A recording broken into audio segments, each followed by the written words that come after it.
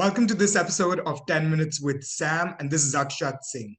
Our guest today is Miss Ariel Pollock. She's the current spokesperson for the United States Embassy in New Delhi.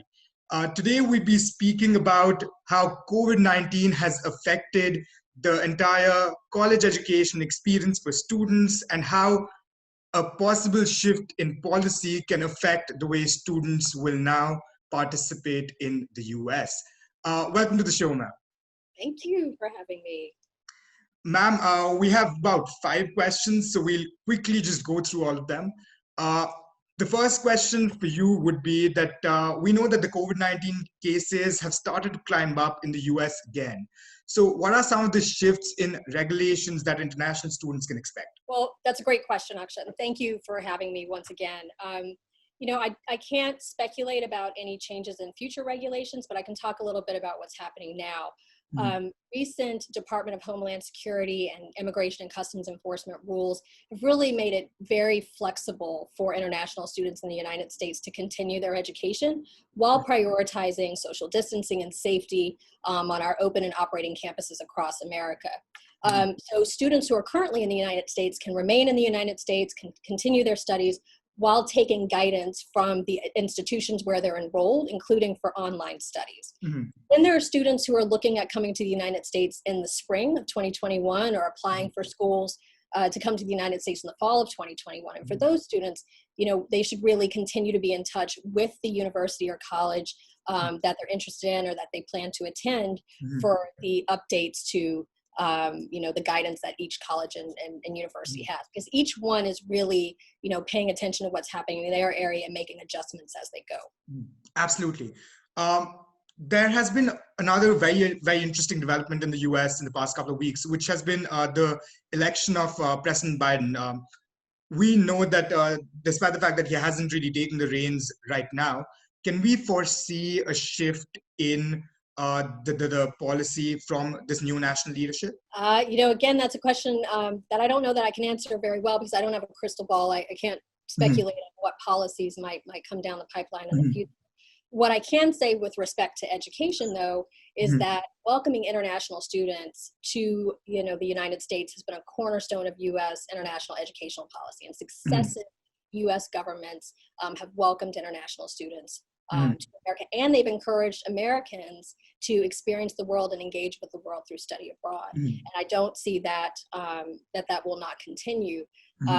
International educational exchange between students and peoples of different nations is invaluable. It allows for Americans, and to get to know their peers around the world and vice versa. It benefits local communities. And it also puts people together to come up with ideas, often to solve, shared challenges. And I think that that's incredibly important right now, given the global pandemic that we're all facing. One of the things that I feel that the US has adjusted to the best out of, a lot of countries which offer services to international students is how quickly it has moved to this online pedagogy. And we feel that all universities are really trying to actively engage students, one better than the other.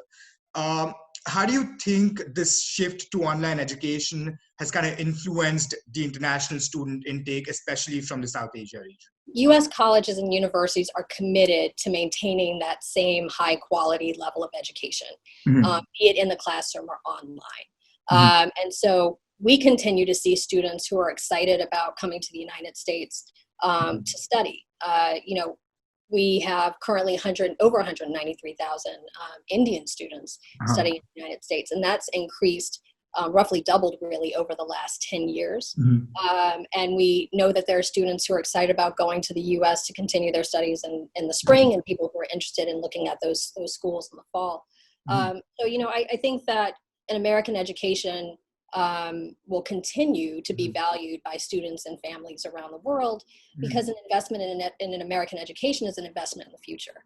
And again, U.S. colleges and universities, they're doing their best to make sure that they create that experience as best as they can for their students. whether it's with how they're doing the classes online or hybrid models, some students being in class and then students going online and vice versa. So there's a lot of innovation out there. It's actually, unfortunately, it's a bit of a nerve-wracking time, but it's also exciting to see how these schools have adapted to the benefit of the students.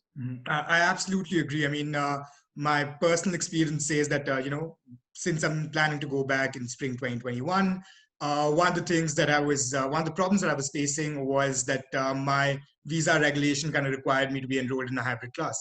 But our provost came as a savior, and they were like, okay, these are some hybrid courses that we're just offering specifically for international students. And I feel that universities are really, really making an effort to make sure that students come back.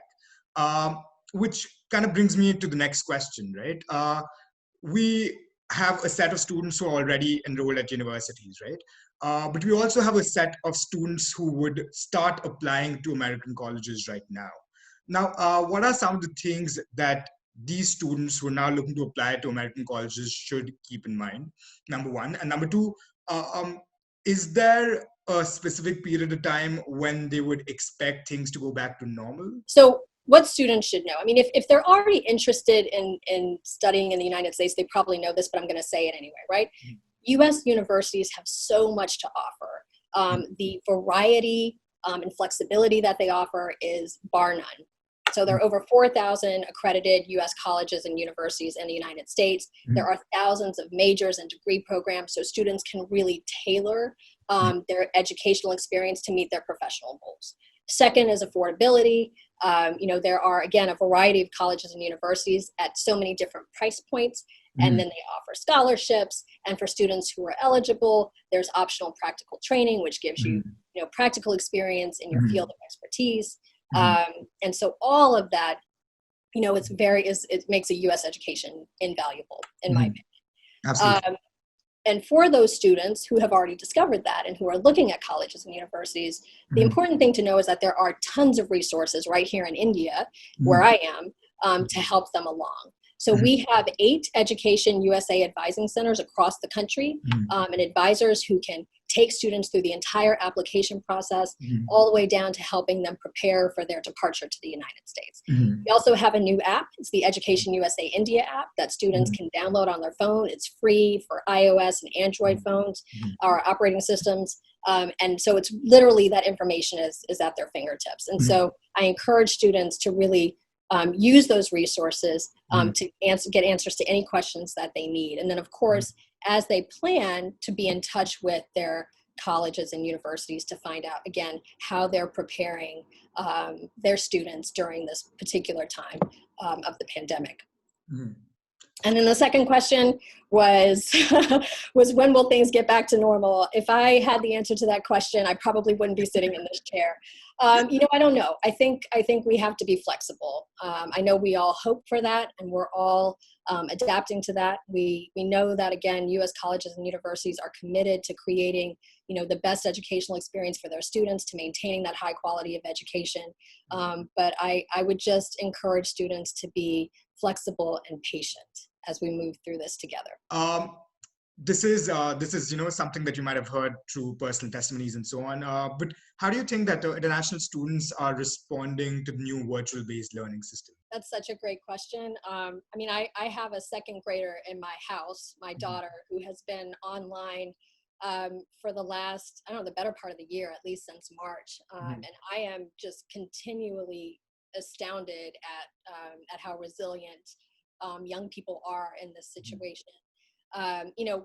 We've all had to adapt and change the way that we live, the way that we work. We're doing this, this interview via Zoom right now. I'm used to interviewing with people face to face. And so, we're having to adapt to this situation as well. I think that young people in particular are so resilient, and especially this generation, I think more than others, has really grown up with technology around them, so they're way more adaptable to this situation, I think, than some of us older people, at least myself.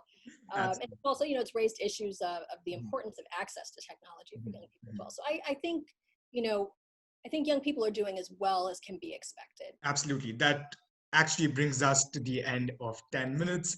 thank you for being with us on the show, and we'll definitely talk to you sometime soon again. It's been my pleasure. I'd be happy to come back anytime.